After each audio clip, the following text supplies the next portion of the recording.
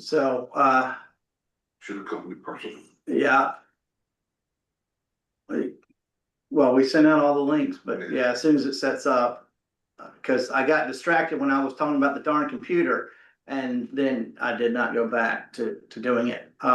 Will anybody have any questions about this then while we're letting him work? Excellent segue. By the way, in case you need this for a quiz later on, I'm just kidding about the quiz. You can remember the nations, the empires that controlled the ancient Near East by the acronym All Baptized People Go Rejoicing. All baptized people go rejoicing. All, A for Assyria, B, baptized for Babylon, people, all baptized people, P for Persia, go, G for Greece, rejoicing, R for Rome. So all baptized people go rejoicing. Assyria, Babylon, Persia, Greece, Rome.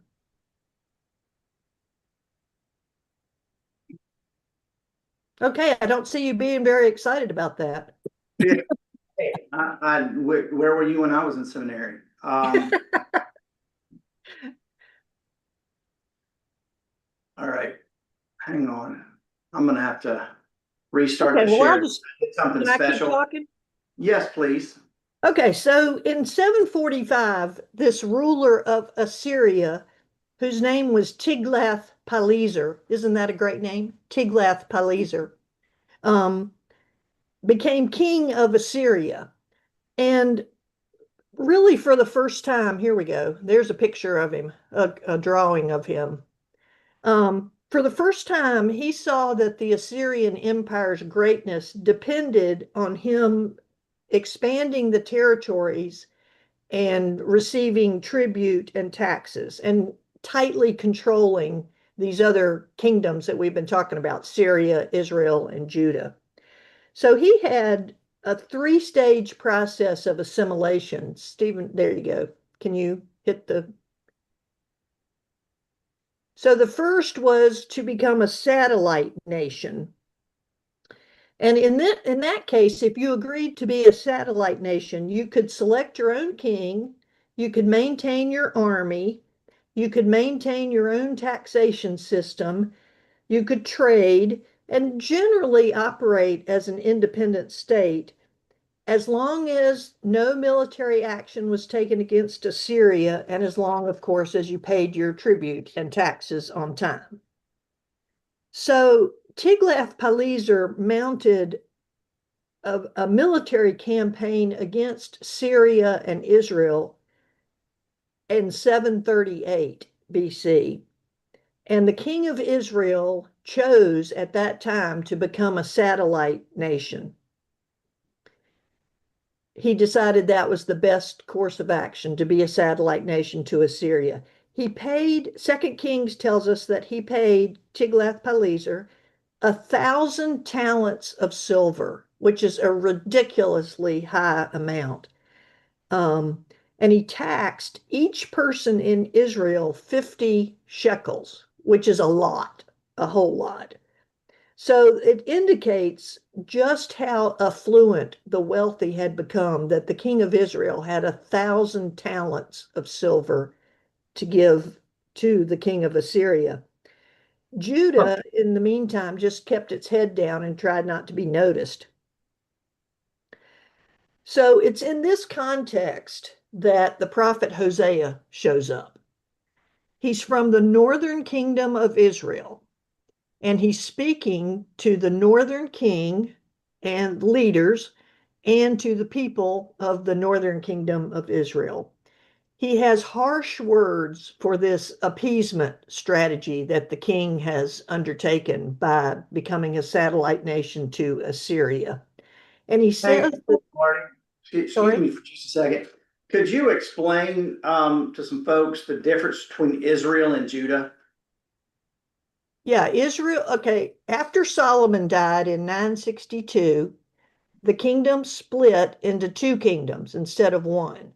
what had been called the kingdom of Israel under David and Solomon became two kingdoms. The northern kingdom, let me say the dividing line is just north of Jerusalem. So Jerusalem and south into the Negev desert down to Egypt was the southern kingdom and took the name Judah because that was the largest tribe of the two tribes that were in the southern kingdom, Judah and Benjamin. The 10 northern tribes took the name Israel because that had been the traditional name of the kingdom.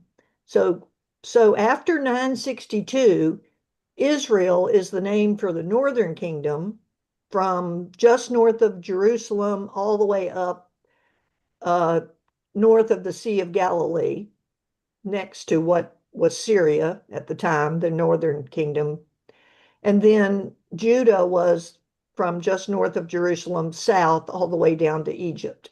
And it stayed like that until, Assyria eventually turned the northern kingdom into a province, the third step of this assimilation of gaining control over a kingdom, essentially turned the northern kingdom into a province of Assyria and renamed it Samarina after the capital city of Samaria, and deported most of the Jewish people of the northern kingdom, or Israelites at the time, deported the Israelites to the eastern edges of the Assyrian Empire, and then brought in people from the eastern edges and settled them in what had been the northern kingdom of Israel. And that's why we call those people Samaritans. They're essentially Assyrians who were resettled in the northern kingdom of what used to belong to Israel. How's that? Thank you. Thank you. Okay. So Hosea has harsh words for this strategy of appeasing Assyria. And he says it's caused by a lack of knowledge of God. He condemns people for abandoning the covenant with God, and he uses the metaphor of spiritual adultery, not relying on God alone, but instead relying on political machinations that will get them what they want. His prophecy is dated somewhere around 750 to 740 BCE. So as I said, King Tiglath-Pileser came to the throne in 745. So this is exactly what's happening at the time that Hosea shows up. Questions about any of that so far? You can take that down now, Stephen. Okay. Thank you. Go back to our lovely faces. Any questions about all of that history? Happy to repeat any of it. Or you can ask me again next week if you think of things. No, we're good? Okay. Then let's talk first about what is a prophet. Give me some feedback on that. What is a prophet? Someone who, Speaks for God. I'm sorry, Someone who speaks for God. Perfect. Exactly. What else? VeggieTales movie says the messenger of God. What? Say that again? The VeggieTales movie said it was a messenger of God. Yes, a messenger of God. The person believes that they've been called by God to speak a specific word to the people. They read the context of society. They read the controlling context, like what I've just described with Assyria coming in and trying to control. And they speak truth to power. They announce the consequences of what will happen if nothing changes. If your behavior doesn't change, this is what's going to happen. So an example we can all relate to is when your parents used to tell you that running with scissors means you're going to stab yourself, right? Don't run with scissors because you'll fall and hurt yourself. They're not predicting that you're going to fall and hurt yourself. They're telling you the likely outcome of your behavior, right? They're not fortune tellers. They're people who are reading the context and saying, if this doesn't change, let me tell you where this kind of behavior is going to lead. So they don't predict the future, which is what a lot of people think about prophecy. And we think that with good cause because the New Testament gospel writers give us that impression. When they're telling the story of Jesus, they go back and find all this stuff in prophecy and say, see, that was talking about Jesus. When at the time, it wasn't talking about Jesus at all. It was talking about the current context that the people found themselves in. So the prophets speaks the words to power, usually clergy, religious leaders, political leaders, economic leaders, and the regular people, trying to get the people to change their behavior and the people to change their leaders, because he knows the leaders are leading them astray. So the words are spoken, they're remembered and later written down because they turn out to be true. This is important.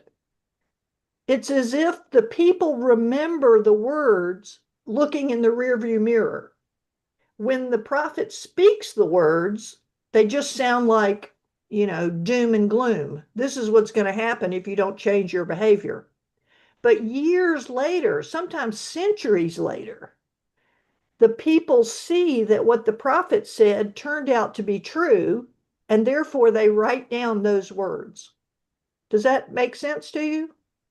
Mhm. Okay. Yeah, it's like when you grow up and you realize that your parents were right all along. Right, exactly. My mother used to say she would say, the older I get, the smarter you are.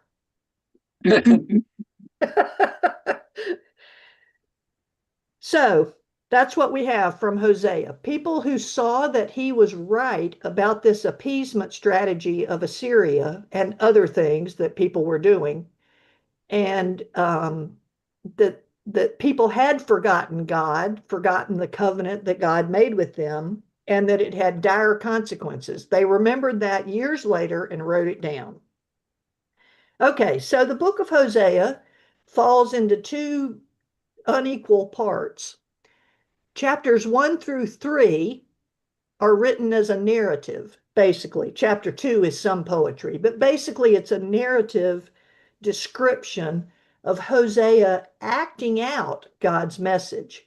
He's not necessarily saying things in chapters 1 through 3 like you would expect, say, of Isaiah or Jeremiah or some of those people.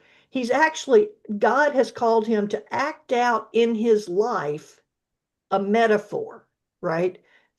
Something that people will see and draw parallels with the current context. So he's acting out God's message. He's not the only one that does that, but the other prophets seem to do it more sporadically. I mean, Isaiah lies around naked for a little while to try to make a point. Ezekiel sees a vision, et cetera, et cetera. But Hosea is the one that stands out because he actually enacts God's message in his life. So that's chapters 1 through 3. 4 through 14 are poetry in the form of prophetic speech and set up as if it were a lawsuit between God and the northern kingdom of Israel. So we're going to have all kinds of legal language in there in chapters 4 through 14. The Hebrew text, which I have here in case we need to consult it, is corrupted in some places and difficult to understand, difficult to translate. So the English translations that you have, I'm presuming none of you are looking at the Hebrew translation. Not today. Huh? Not today. Okay, maybe next week. Yeah. The English translation relies on the Greek translation of the Hebrew. So just to recount that history, right? The Hebrew was what it was originally written in. And the prophets were collected as sacred scripture probably around 400 BCE. So Hosea is active around 750 BCE. It's collected around 400 BCE, so you can do the math there. By around 200, 250 BCE, most of the Jews lived outside of Palestine, outside of Israel. There was a huge community of Jewish people in Alexandria, Egypt. They all spoke Greek because by then Alexander the Great had conquered the whole Middle East. Hence, all baptized people go rejoicing. Assyria, Babylon, Persia, Greece, Rome. And they translated the Hebrew scriptures into Greek because that's what most people spoke. So, again, the English translations had trouble reading the Hebrew, so they used the Greek. What versions do we have in the room or on the screen? What versions are you guys reading? I use the NIV or the ESV. Okay. New RSV. New RSV. Okay. It's an NIV, Mike. It's the NIV. Yeah. I'm NIV. I've got the NRSV UE. The NRSV UE, NRSV updated edition. Not that much different from the NRSV, but okay. Hugh, what about you?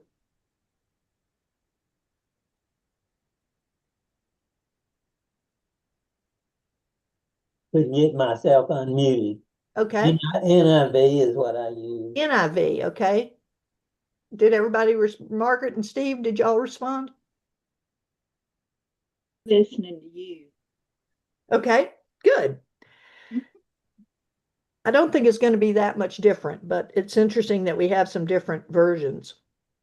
Okay, I basically have the NRSV, the NRSV UE, and the Hebrew. So that should cover us. Okay, let's start. Chapter 1, verse 1. The word of the Lord, get this here where I can read it. The word of the Lord that came to Hosea, son of Beeri, in the days of kings Uzziah, Jotham, Ahaz, and Hezekiah of Judah, and in the days of King Jeroboam, son of Joash of Israel. So there's the two kingdoms, Judah and Israel. The kings that are named for Judah, the first list of 4 kings, covers from 783 to 687. 783 to 687. You know, one of the hard things about studying the Old Testament, of course, is that we're in BCE time and the numbers go backwards, right? So 783 moves to 782, 781, 780, like that, right? As opposed to now when the numbers get higher. So sometimes it's hard to wrap your mind around this numbers going backwards. But 783 to 687 are the times given in this first part. And then King Jeroboam served from 786 to 746. So that puts Hosea squarely in this time that I've been talking about with King Tiglath-Pileser of Assyria in 750 to 740. This is called a historical superscription. It was added later to the book, right? To when the words were collected, somebody said, well, we better tell people when this time frame was. So, okay, we'll put in these kings' names And since everybody knows how long the kings reign, when they came to power, that'll tell people when Hosea was active. So luckily you had me to tell you that, right? That's right. Okay, now let's see what happens. Verses 2 to 3. Stephen, could you read those for us? When the when the Lord first spoke through Hosea, the Lord said to Hosea, "Go take for yourself a wife of prostitution and have children of prostitution, for the land commits great prostitution by forsaking the Lord." So he went out and took Gomer, daughter of Diblaim, and she conceived and bore him a son. Okay. Well, nothing like getting right to the heart of the matter, right? So first of all, one thing about the Old Testament is whenever you're reading a story or hearing about what's going on, the first question you ask is, who are the people involved, right? So here we have Hosea. We've been talking about him. And in the Old Testament, names mean something, generally speaking. They're there for a reason. They're not just syllables put together like we have, like Marty. I mean, what does that mean? Right? The names actually mean something, and they're given to signify the character of the person or their role in life or their hope, what people hope from them, etc. So the name Hosea means salvation. So his name is salvation. So if we were to read this, I mean, it's the real Hebrew word for salvation. You understand what I'm saying? We could read it in a sentence like God brought about salvation, and it would say God brought about Hosea. Not the person, but the noun, salvation. So that tells us something right away, right? He's going to be the hero of the story that brings about salvation. You know that just by knowing what his name means. It's the same root as the name Joshua, which means he will save, but still salvation. He will bring about salvation. And Joshua is the Hebrew name for the Greek name Jesus. Huh. And Isaiah is also from the same root, this salvation root. So we know that Hosea is salvation. Gomer is the woman he's told to marry, which of course makes you think of Gomer Pyle, I'm sure. Because it makes me think of Gomer Pyle. Gomer, her name means coming to an end. Coming to an end. So salvation is told to Mary coming to an end. Now, I said Hosea is enacting in his life a metaphor for the northern kingdom. So Hosea in this metaphor represents who, do you think, to bring about salvation? God. God, right. So Hosea represents God in the metaphor, and Gomer represents the northern kingdom, the kingdom of Israel. So just hearing this first line, he went and took Gomer, is the already what's happening is you're hearing the northern kingdom is coming to an end. Because you with me? Mm-hmm.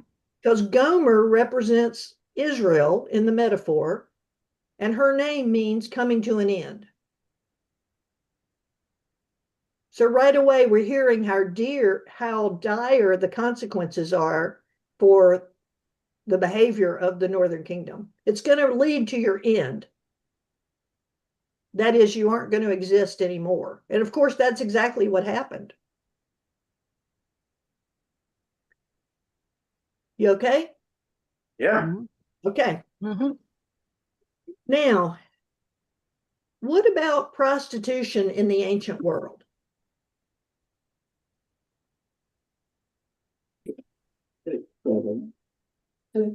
Sorry? It was prevalent. It's a problem, right? Well, it was religious I mean, it wasn't just about sex, it was also about religion. In what sense? Well, I guess the big competition for God was the fertility gods, because, they were the most fun at church. The worship services were pretty lively. Right. Right. And so, which is Baal. And so a lot of times when we're hearing about that, we're not just talking about, streetwalkers, we're talking about temple prostitutes, and really breaking more than just sexual. It's not just sexual immorality, it's idolatry. Exactly. Exactly. So it's a sexual sin, we could say. It's blasphemy or religious sin, as we're going to hear more about that as we get deeper into the book. And it's, women belonged to their husbands in those days, literally as property almost. So, in some sense, a man can't really commit adultery because a man has a right to do whatever he wants. But a woman commits adultery by forsaking her man and going with another man. So this is a serious crime in the ancient Near East. Some cultures, it's punishable by death. I mean, this is really serious. So God is telling Hosea to go find a prostitute as a wife. That is completely shocking, absolutely shocking. But it also tells us and we know the woman's name that he's seeking out is Gomer. So coming to an end is a prostitute. So that's basically saying, again, in a metaphor, that Israel is being a prostitute. The northern kingdom of Israel is being a prostitute in God's eyes. Why? Because she's forsaking God and relying on Assyria for her salvation. She's paying the tribute. She's doing what the political leaders want rather than standing up and saying, no, we depend on God. We don't depend on Tiglath-Pileser. Okay. So he goes and marries Gomer. This is shocking. I hope you're shocked. Let me see your shocked face.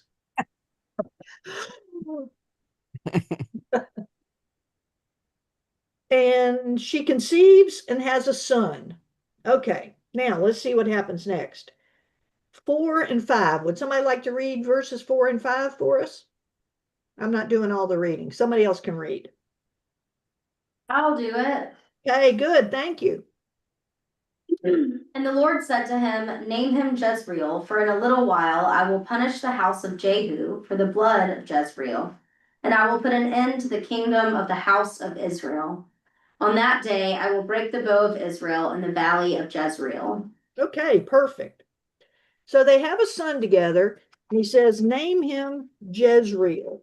Now, Jezreel means God sows, S-O-W-S, S-O-W-S, as in God sows seed, right, in a field for produce.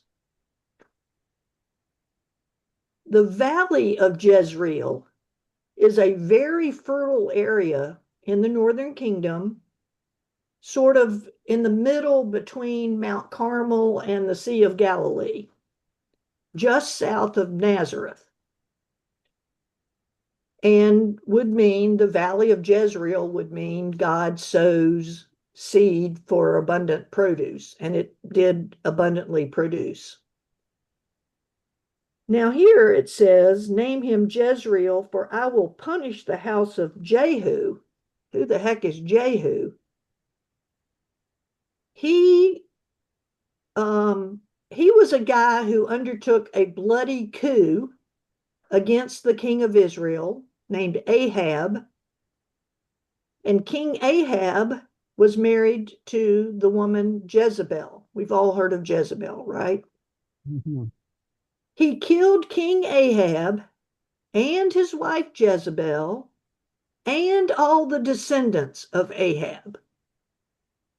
And he took over the throne of Israel in a bloody coup in the valley of Jezreel.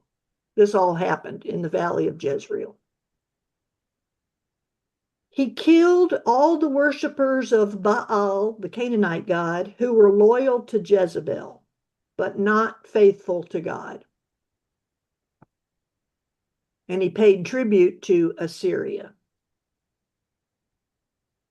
So there's blood in the valley of Jezreel, the blood that Jehu spilled by killing Ahab, Jezebel, and all the royal descendants so that he could take the throne. And notice what the Lord says here. I will put an end to the kingdom of the house of Israel. What does that remind you of? I will put an end to the kingdom of the house of Israel. Gomer. Gomer. We already knew that. See? But here it's, we already knew that because we knew her name was Gomer, coming to an end. But here it's explicit. So all of a sudden, his name doesn't mean the son's name doesn't mean what it's supposed to mean. God sows seeds of produce for abundance, which is the way Jezreel, the valley of Jezreel, was initially named. But now it means God sows seeds of vengeance and destruction. So God sows, S-O-W-S, but not seed for produce. Rather, God is seeding destruction for the house of Israel. Shocking. Because these are God's chosen people. That's why it's shocking. Questions about that? No, you're with me? Or are you just completely lost? Or give me some feedback. Hello? Yeah, You good? just enamored in the story at this point. I mean, it makes a lot more sense hearing you tell it than it did me reading it. Well, I'm glad. All right, let's see what happens next. 6 and 7. She conceived again and bore a daughter. Oh, a girl this time. Then the Lord said to him, name her Lo Ruhamah, for I will no longer have pity on the house of Israel or forgive them.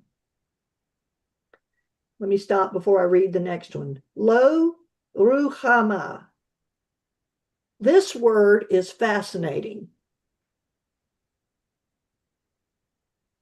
It's from the same root as the word rechem, which means womb, uterus.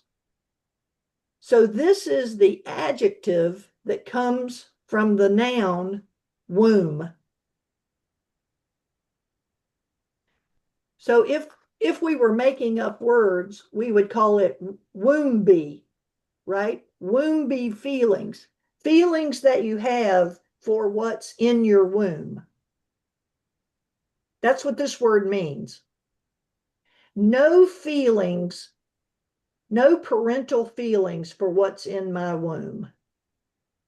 No sense of protection, no sense of security, no sense of joy, excitement, anticipation, any of those feelings that we have for what's in the womb. That's what this word means. Unfortunately, the English chooses the word pity.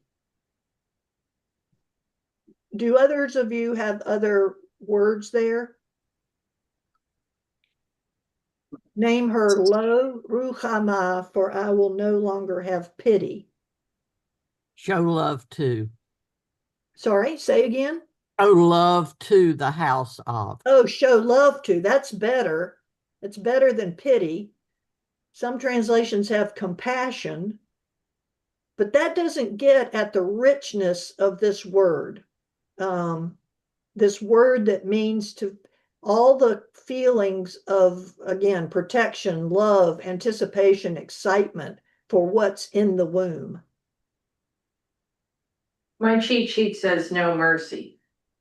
Yeah, mercy is, yeah, that's That's not really what we feel for what's in the womb, though, is it? Mhm. I Yeah. mean, mercy feels like somebody did something wrong and you're going to give them a pass. That's what I think of as mercy. This is much stronger than that. This is no parental feelings of love. That's how shocking this is, to name this daughter no parental feelings of love. Can you imagine walking around with that name? Wow, you're gonna get bullied. For I will no longer have parental feelings of love for the house of Israel, or forgive them, understood, for their current behavior. But I will have pity on the house. I will have parental feelings of love for the house of Judah, and I will save them by the Lord their God. I will not save them by bow or by sword or by war or by horses or by horsemen. So this is probably a later addition, because as things turned out, the northern kingdom came to an end, but Judah survived. So somebody went back and wrote in, okay, I will no longer have parental feelings for Israel, but I do have parental feelings for Judah because they survived. But notice how they survive. What is the means of their salvation? The Lord their God. The God, and not military, right? Right. Which is exactly what the northern kingdom is relying on. Mhm. So don't act, it basically saying to Judah, don't act like the northern kingdom or the same thing's going to happen to you. Don't appease Assyria or the same thing's going to happen to you. Okay, verse 8 and 9. I have to read this because it's got the Hebrew in it. When she had weaned Lo Ruhamah, she conceived and bore a son. Then the Lord said, name him Lo Ami,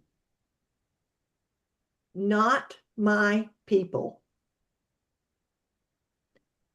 For you are not my people, and I am not your God. Mm. That's got to be the most shocking sentence in the Old Testament. You are not my people, and I am not your God. Oh,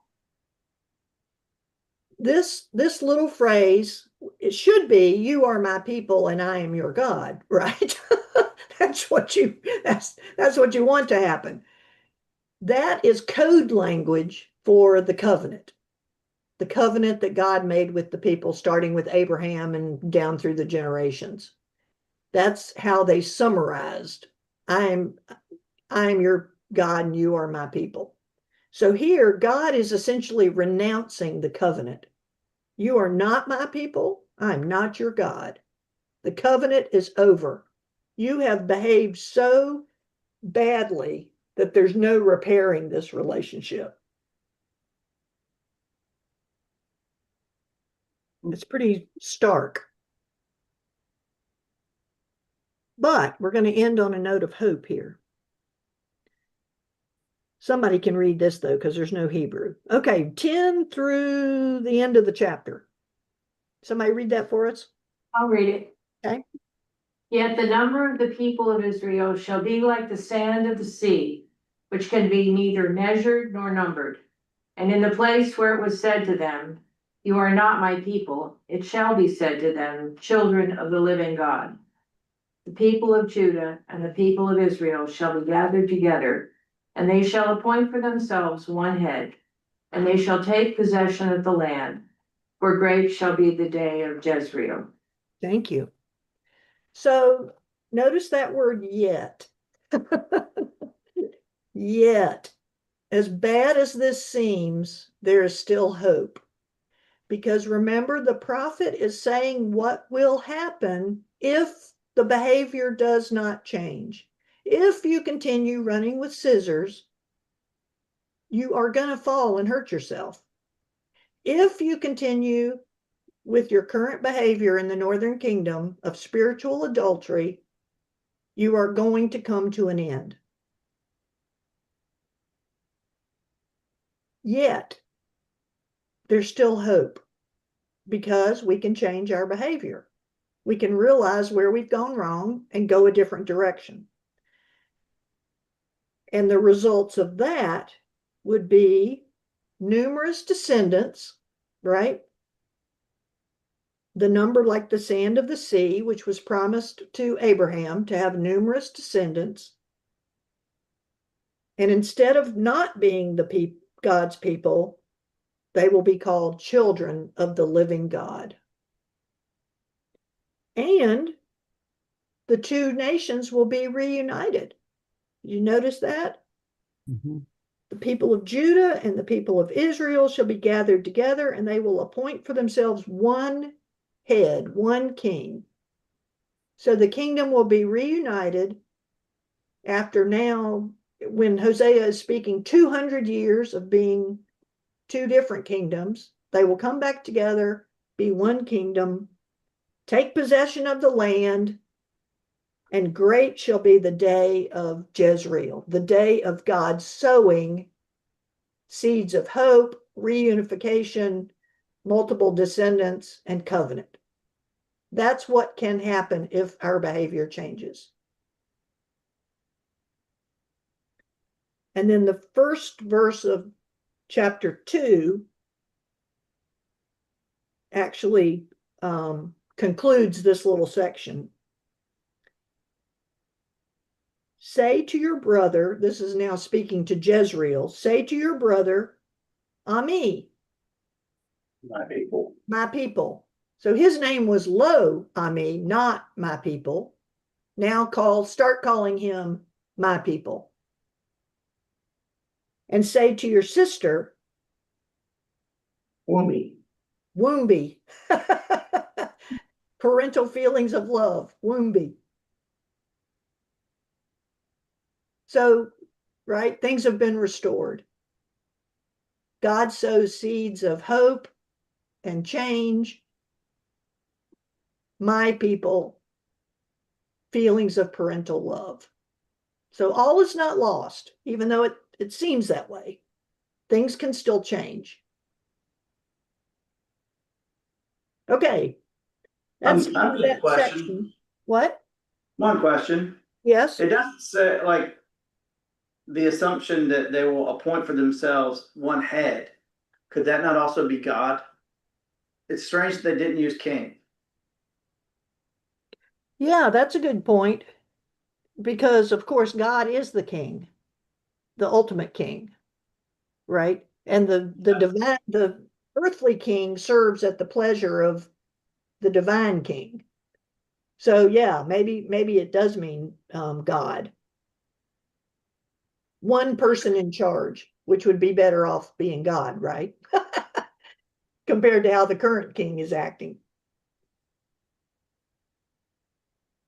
Other comments about Hosea's actions with Gomer and his 3 children?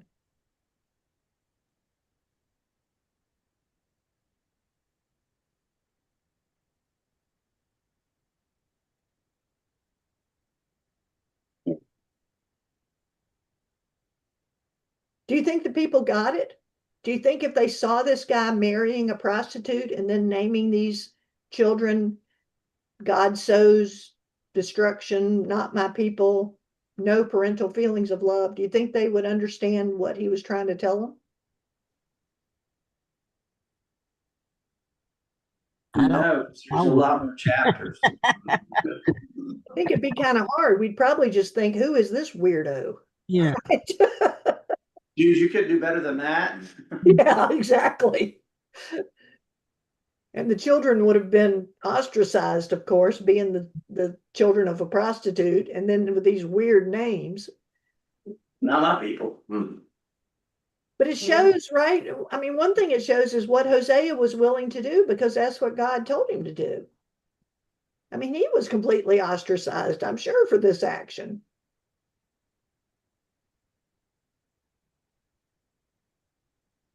Yeah. It's Not to mention his home life was probably pretty bad. Yeah, exactly. Exactly. well, only if she kept working. I mean, Well, that's what we're going to see next week. Chapter 2 is about the consequences of prostitution. But there tends to be a second chance still for this. And so we'll see how that turns out. Awesome. Well, thank you, Dr. Stevens. This was, like I said, it makes a lot more sense with you telling it than it did with me reading it. So this Appreciate it. Good. great. Yes. Well, tell your friends and neighbors. Come next week. We certainly will. And my mother won't have physical therapy because she'll be finished. Right. So, all right. Thank you so much. And we will be back same time next week, same Zoom channel, same everything. So, Okay, I'll see you then. all right. Thank you.